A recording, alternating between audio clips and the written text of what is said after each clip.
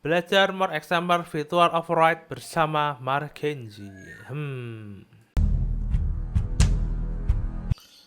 Assalamualaikum warahmatullahi wabarakatuh. Selamat datang di Margenzi di Object Oriented Programming menggunakan C#. Nah, kali ini kita akan belajar tentang more example override virtual atau virtual override ya. Kita pakai karyawan dengan tunjangan, temanya ini. Nah, ya tadi nggak sampai di sini. Nah, di sini udah ada buat dua program ya, program yang akan kita panggil, dan di sini program yang kelas karyawan dan program .cs-nya. Nah, di program .cs ini tempat jalanin programnya. Nah, secara singkat seperti itu. Nah, di sini teman-teman aku udah buat secara langsung aja ya, soalnya contohnya sedikit lebih panjang. Kalau aku coding satu-satu ya mungkin habis 10 menitan.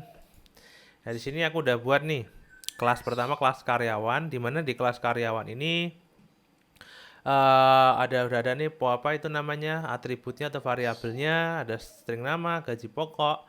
Nah, di sini ada metodenya, itu menghitung gaji. Nah, di sini return gaji itu hanya ngembaliin ini properties ya. Ini properties, ini properties. Di sini dia langsung ngembaliin nilai dari gaji pokok yang udah kita buat di sini di double. Bentuknya dalam bentuk double. Di sini ada karyawan dengan bonus. Di sini kita implementasikan ya parentnya di sini. Nah, di sini kemudian kita udah, setelah kita hitung gaji, di sini ada menghitung gaji ya, gaji pokok ya yang ada di parent. Kita langsung tambahkan aja dengan bonus yang kita buat di variabel di properties di sini. Nah, kemudian kita buat juga nih untuk karyawan dengan tunjangan ya, selain dengan bonus. Di sini juga kita lakukan override menghitung gajinya juga. Di sini kita tambahkan gaji pokok ditambah dengan tunjangan. Jadi akan ada 3 ya, karyawan dengan gaji pokok aja, karyawan dengan bonus, karyawan dengan tunjangan. Nah, override ini adalah menghitung gaji setiap karyawan ya. Nah, di sini ada yang pertama kita buat instance-nya. Di sini ada karyawan. Nah, di sini kita masukkan sini lewat parameternya di sini.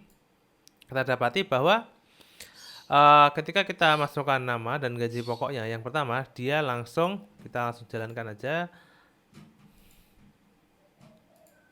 Nah, gimana ini? Nah, ini ya ampun. Nah, di sini gaji pokok yaitu John dengan gaji pokok 500.000 lah, 5 juta. Ya, setelah 5 juta lah. Kemudian di sini gajinya si Alice, si karyawan dengan bonus.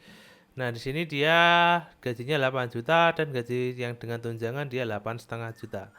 Nah, ini adalah cara penggunaan atau dari contoh override ya teman-teman, di mana dengan metode yang sama kita dapat melakukan perubahan yang bermacam-macam ya berdasarkan parent yang ada. Jadi, ketika teman-teman nanti memanfaatkan program ini ya seperti ini. Nah, salah satu kegunaan override adalah dia dapat melakukan perubahan dari metode default menjadi metode yang ingin kita inginkan. Ya, ibarat kata kalau kita punya suatu metode yang mungkin A dan kita ingin hasilnya itu tetap A juga bisa, dan kita misal inginkan hasilnya dari A ke B juga bisa, dari A ke C, jadi bisa fleksibel seperti itu dari override. Nah, ini adalah contoh penggunaan override ya. Untuk konsol ini gampang ya, cuma untuk ngeprintnya aja ya teman-teman. Nah, itu tentang apa namanya, ini dipasingkan sini ya. Kok itu kalian pasti bertanya-tanya, Bang, itu kok dia nggak pakai di sini, nggak ada parameternya, itu kok dimasukin bisa Bang? Nah, itu di sini dia tuh pakai nama yang nama yang sama dengan ininya. Jadi aman-aman saja asalkan namanya sama. Kalian masukkan ini, tapi asalkan penamaannya urut ya. Teman-teman harus urut. Seperti itu. Oke, seperti itu dulu tentang more example virtual override. Semoga bermanfaat. Saya Margenzi undur diri. Wassalamualaikum warahmatullahi wabarakatuh.